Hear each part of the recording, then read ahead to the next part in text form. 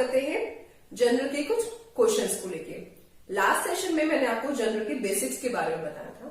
आज मैं आपको बताती हूँ कि जनरल में एंट्रीज कैसे पास करते हैं, दैट मींस जनरल एंट्री कैसे पास करते हैं।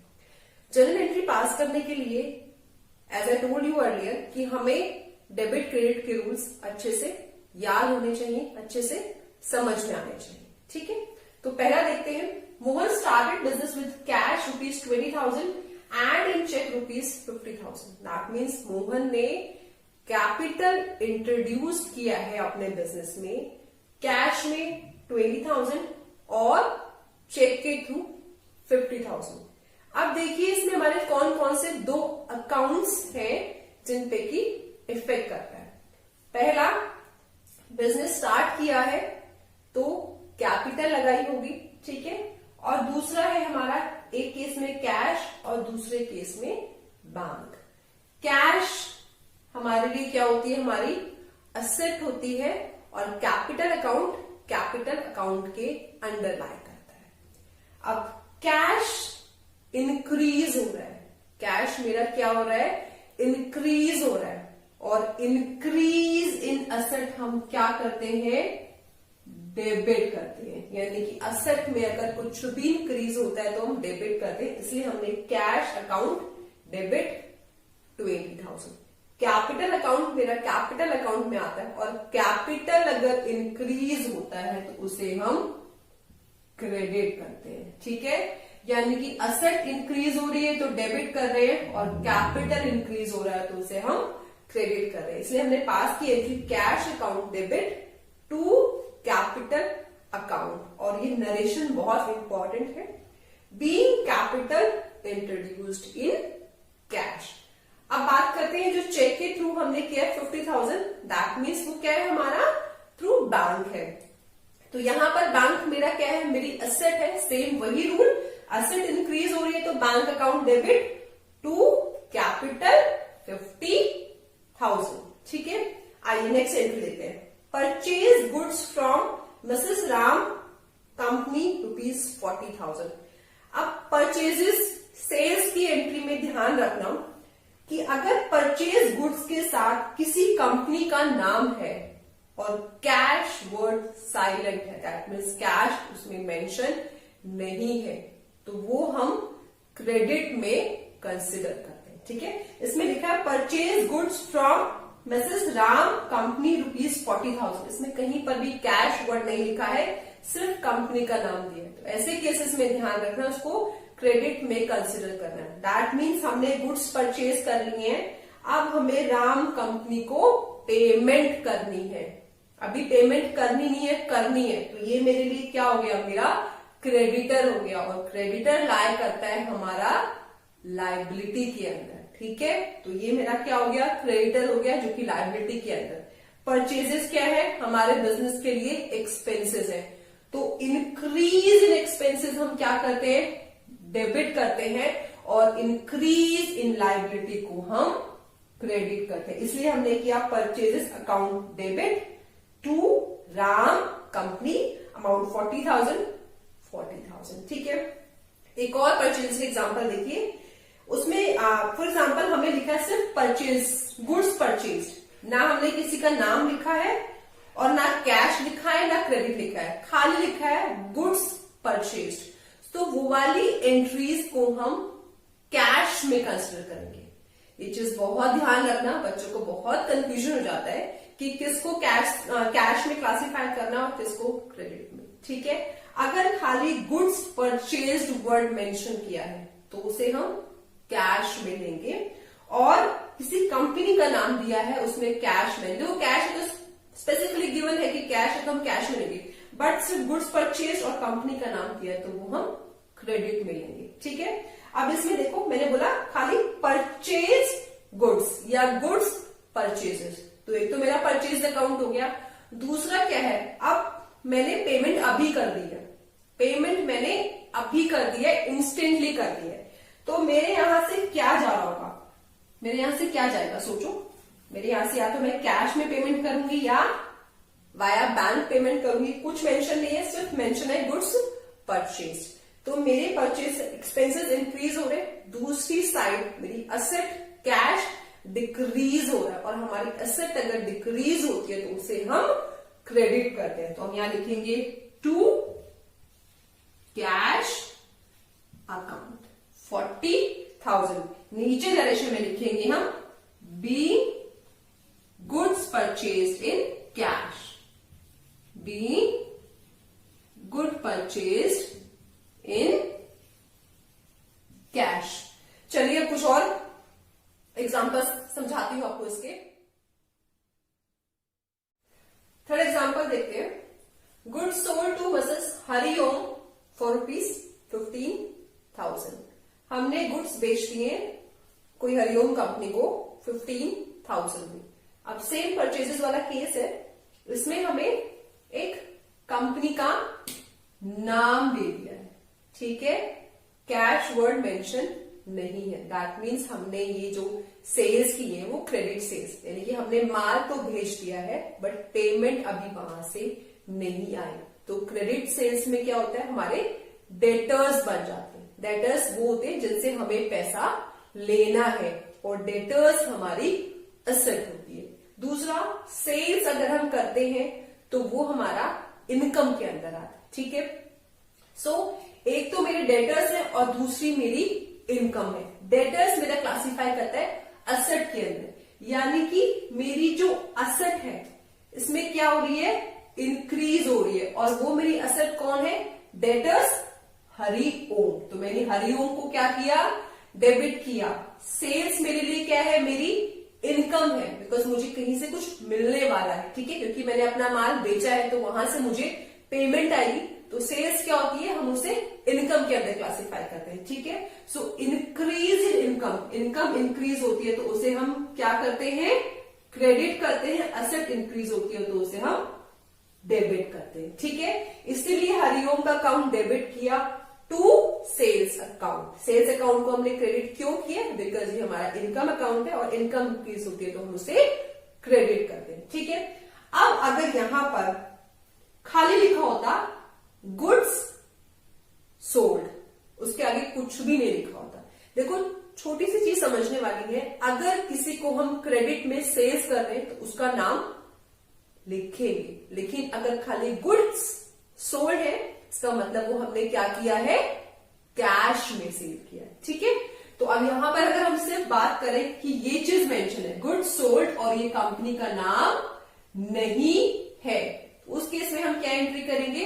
देखो अगर हम गुड्स बेच रहे हैं तो हमारे पास क्या आ रहा है, कैश आ रहा है, ठीक है। हमने अपना मटेरियल कहीं बेचा या माल कहीं बेचा तो हमें वहां से क्या मिलने वाला है, पेमेंट मिलने वाली है। यहाँ पे हमें इंस्टेंटली मिल गई है, यानी कि मेरे पास क्या है, कैश आ रहा है, मेरा कैश इंक्रीज हो रहा है, कैश मेरी एसेट है। तो यहां पर क्या एंट्री होगी, cash account debit to sales. और यहां पे हम क्या नरेशन लिखेंगे, be goods sold in cash. पहले वाले में क्या लिखी थी हमने, being goods sold on credit to Hariom. यहां लिखा हमने being goods sold in cash. Next देखते हैं, bought furniture for ₹70,000 against cheque. हमने फर्नीचर परचेज किया अगेंस्ट चेक। फर्नीचर मेरे लिए क्या है, मेरी एसेट है। अब चेक के थ्रू दैट मीन्स बैंक, अब वो भी मेरी एसेट है। अब जब फर्नीचर परचेज किया दैट मीन्स फर्नीचर बिजनेस में आया है, यानी कि ये वाली एसेट इंक्रीज हो गई है तो ये डेबिट हो गई है, इसलिए फर्नीचर अकाउंट डेबिट किया। दूसरी साइड अब हम पेमेंट कर रहे हैं बैंक के थ्रू, यानी कि बैंक में बैलेंस मेरा डिक्रीज हो रहा है, बैंक में मेरा बैलेंस डिक्रीज हो रहा है। और अगर डिक्रीज होता है तो हम क्या करते हैं, क्रेडिट करते हैं, इसीलिए हमने यहाँ पे बैंक अकाउंट को क्रेडिट किया, ठीक है। तो furniture account debit to bank account. Narration हम लिखेंगे being furniture purchase and payment made in cheque, ठीक है। नेक्स्ट है पेड फॉर स्टेशनरी ₹2,000। एक चीज ध्यान रखना, छोटे मोटे जितने भी एक्सपेंसेस हैं, चाहे वो स्टेशनरी हो गया या हमारा कार्टेज हो गया या फ्रेट हो गया, तो जो पर्टिकुलर एक्सपेंस अकाउंट है वो क्या करेंगे, हम डेबिट करेंगे, क्योंकि एक्सपेंस अगर इंक्रीज होता है तो हम डेबिट करते हैं। इसीलिए जो भी एक्सपेंस अकाउंट है वो हम क्या करेंगे, डेबिट करेंगे बिकॉज मेरा वो एक्सपेंस इंक्रीज हो रहा है। अब हम पेमेंट किस में कर रहे हैं, कैश में पेमेंट कर रहे हैं, बिकॉज देखो इसमें भी साइलेंट है, कुछ नहीं मेंशन है, दैट मीन्स कैश में कर रहे हैं। और मेरा कैश क्या हो रहा है, पेमेंट कर रहे हैं तो मेरा कैश डिक्रीज हो रहा है। और अगर मेरी असेट डिक्रीज होती है तो उसे हम क्रेडिट कर रहे हैं, तो उसकी एंट्री करेंगे stationery account debit to cash 2000। ठीक है,